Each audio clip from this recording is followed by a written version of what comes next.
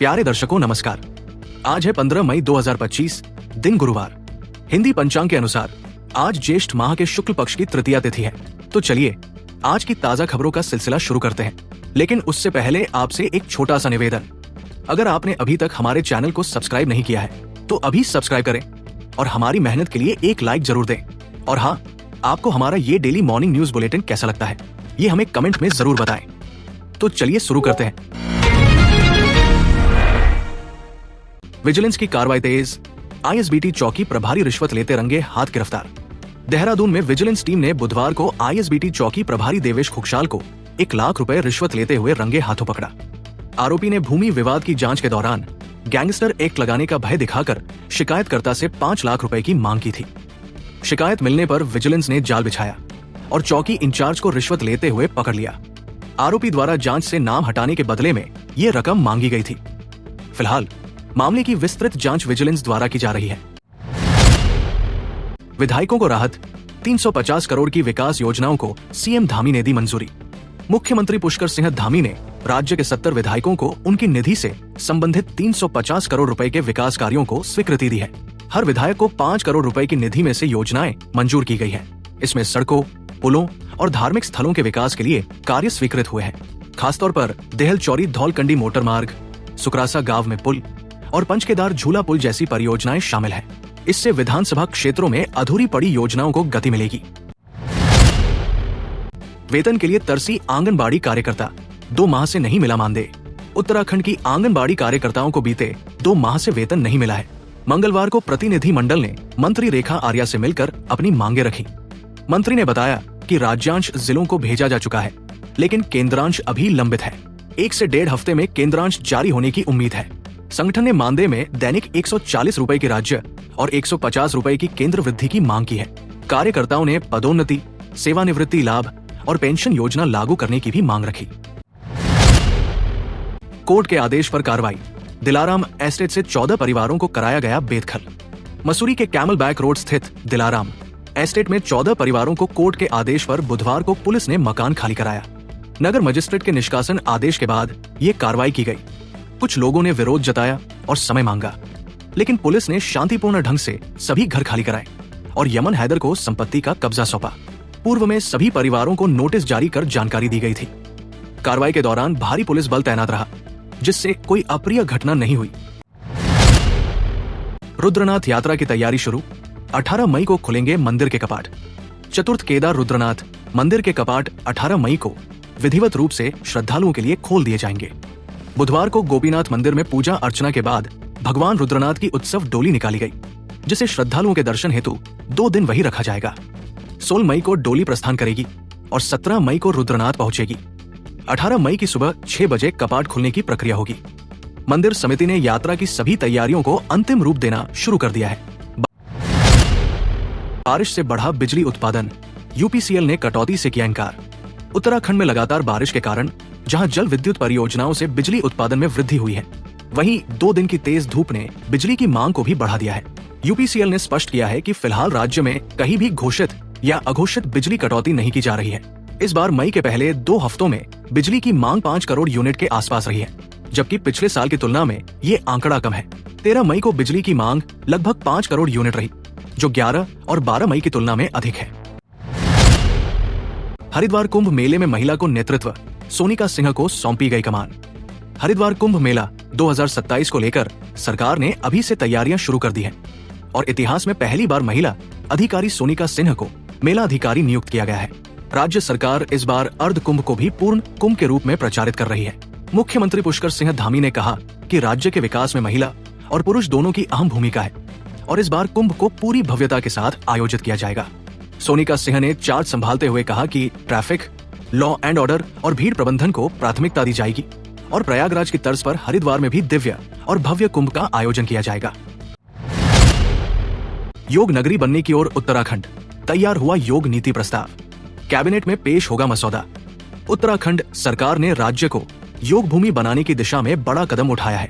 ऋषिकेश को विश्व योग राजधानी के रूप में पहचान पहले से ही है, लेकिन अब पूरे राज्य में योग को बढ़ावा देने के लिए पहली राज्य स्तरीय योग नीति तैयार कर ली गई है। आयुष विभाग द्वारा तैयार इस नीति को विधायी विभाग से भी मंजूरी मिल चुकी है और इसे आगामी कैबिनेट बैठक में प्रस्तुत किया जाएगा। नीति में योग संस्थानों के पंजीकरण, योग कोर्स पर सब्सिडी, केंद्रों के मानकीकरण और पर्वतीय जिलों में निवेश पर 40-50% तक सब्सिडी जैसे प्रावधान शामिल है। इसके अतिरिक्त जागेश्वर, मुक्तेश्वर, टिहरी झील जैसे स्थानों को योग केंद्रों के रूप में विकसित किया जाएगा। यमुनोत्री हाईवे पर बढ़ा खतरा, जर्जर पेड़ गिरने की आशंका। यमुनोत्री हाईवे पर सड़क किनारे जर्जर पेड़ लगातार खतरा बनते जा रहे हैं। दोबाटा, छटांगा से खरादी कस्बे तक कई पेड़ पहाड़ियों से झूलते हुए होटल, ढाबों और आवासीय क्षेत्रों पर गिरने को तैयार है। पिछले वर्ष भी एक महिला की पेड़ गिरने से मौत हो चुकी है।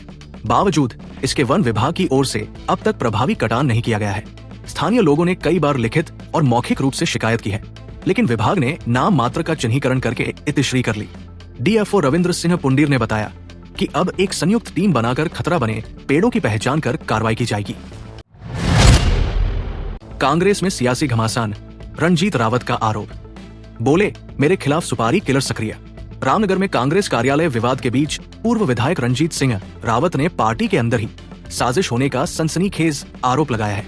उन्होंने कहा कि कुछ तथाकथित कांग्रेस नेताओं ने सुपारी किलर जैसे गैंग के साथ मिलकर उनके खिलाफ नैरेटिव तैयार किया है। उन्होंने सीधे आरोप लगाए कि ये लोग जुआ, सट्टा और शराब जैसे अवैध धंधों में शामिल हैं और राजनीतिक संरक्षण में आम जनता में भय फैला रहे हैं। रावत ने कहा कि कांग्रेस कार्यालय पर कब्जे की कार्रवाई भी एकतरफा और गैरकानूनी थी, जिसे वे कोर्ट में चुनौती देंगे। इस बयान से कांग्रेस में अंदरूनी कलह और गहराने की संभावना बन गई है।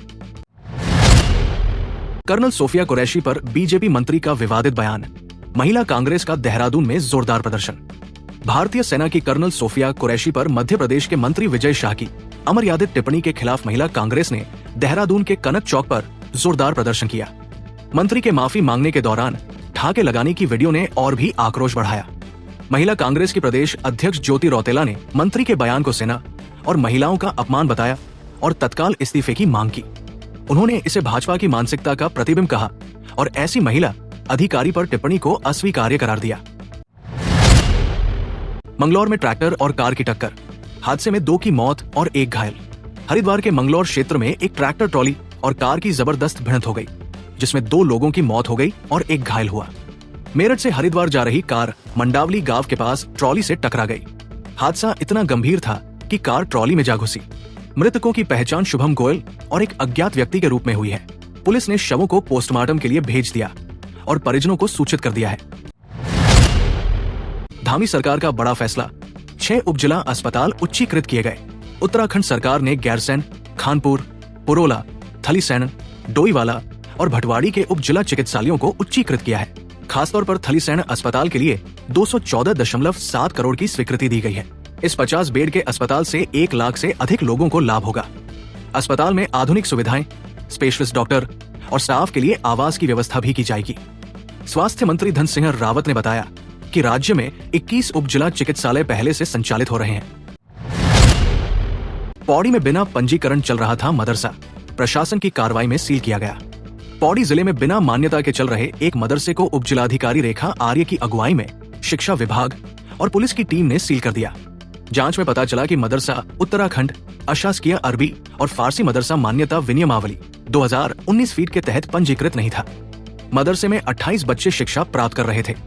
शिक्षक का कहना है कि कागजात लगभग पूरे हैं और पंजीकरण की प्रक्रिया जल्द पूरी की जाएगी।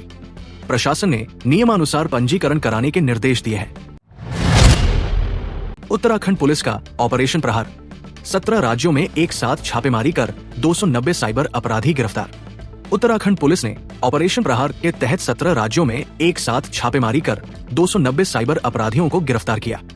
ये देश का अब तक का सबसे बड़ा समन्वित साइबर ऑपरेशन है। मुख्यमंत्री पुष्कर सिंह धामी के निर्देश पर साइबर थानों और इंटेलिजेंस नेटवर्क को सशक्त किया गया। इस ऐतिहासिक कार्रवाई से उत्तराखंड पुलिस ने खुद को साइबर क्राइम से लड़ने में अग्रणी राज्य के रूप में स्थापित किया है। ये ऑपरेशन पूरे देश में उत्तराखंड की तकनीकी दक्षता का प्रतीक बन गया है। गोल्डन कार्ड धारकों की परेशानियों पर सरकार सख्त, स्वास्थ्य मंत्री धन सिंह रावत ने दिए निर्देश।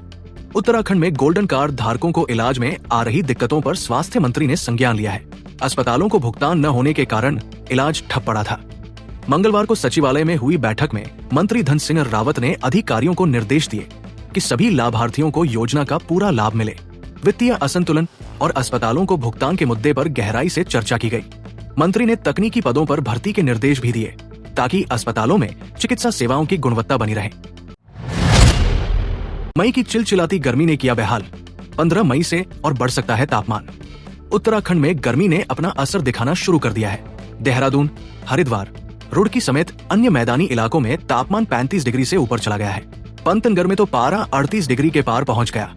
मौसम विभाग का कहना है कि 15 मई से तापमान में और इजाफा हो सकता है। हालांकि कुछ पर्वतीय जिलों जैसे चमोली और उत्तरकाशी में हल्की बारिश की संभावना है। आने वाले दिनों में प्रदेश में मौसम शुष्क बना रहेगा और दिन रात दोनों समय का तापमान बढ़ेगा। यूसीसी लागू होने के बाद बढ़ा विवाह पंजीकरण। पुराने जोड़े भी छपवा रहे हैं शादी के कार्ड। उत्तराखंड में समान नागरिक संहिता यूसीसी लागू होने के बाद विवाह पंजीकरण में तेजी आई है। 2010 के बाद शादी करने वाले दंपतियों को अब प्रमाण के तौर पर शादी का कार्ड या शपथ पत्र देना अनिवार्य है। कई लोग पुराने कार्ड न होने के कारण नया कार्ड छपवा रहे हैं। पिथौरागढ़ और चंपावत जैसे जिलों में प्रिंटिंग प्रेसों में भीड़ देखी जा रही है। अब तक 1,33,000 से अधिक लोग यूसीसी पोर्टल पर पंजीकरण करा चुके हैं। सरकार सरकारी कर्मचारियों को पंजीकरण के लिए जागरूक करने में जुटी है। देहरादून में शौर्य तिरंगा रैली का आयोजन। ऑपरेशन सिंदूर की सफलता पर बोले सीएम धामी। ऑपरेशन सिंदूर की सफलता के उपलक्ष्य में देहरादून में शौर्य तिरंगा यात्रा निकाली गई। मुख्यमंत्री पुष्कर सिंह धामी ने कहा कि ये अभियान हर भारतीय को गर्व से भर देने वाला है। उन्होंने आतंकवाद के खिलाफ सरकार की आक्रामक नीति को दोहराते हुए कहा कि यदि पाकिस्तान फिर से कोई हरकत करता है तो भारत दोबारा जवाब देगा। गांधी पार्क में आयोजित रैली में छात्र, युवा, महिलाएं और वरिष्ठ नागरिकों ने भाग लिया। मुख्यमंत्री ने हर साल इस विजय को तिरंगा शौर्य सम्मान यात्रा के रूप में मनाने का आह्वान किया। शादी के सीजन में सोने की कीमत में उतार चढ़ाव, चांदी में गिरावट जारी। शादी के सीजन के बीच सोने के दामों में उछाल और गिरावट का दौर जारी है। मंगलवार को 99.5% शुद्धता वाले सोने की कीमत 650 रुपए बढ़कर 96,850 रुपए प्रति 10 ग्राम पहुंच गई। वहीं चांदी में लगातार तीसरे दिन गिरावट देखी गई और इसका भाव 1,450 रुपए घटकर 98,000 रुपए प्रति किलोग्राम रह गया। सोमवार को सोने के दाम में 10 महीनों की सबसे बड़ी गिरावट देखने को मिली थी। व्यापारियों का कहना है कि बाजार में अस्थिरता का दौर कुछ दिन और चल सकता है। प्यारे दर्शकों, ये थी आज की प्रमुख खबरें। हम फिर हाजिर होंगे कल सुबह कुछ नई खबरों और अपडेट्स के साथ। तब तक के लिए नमस्कार।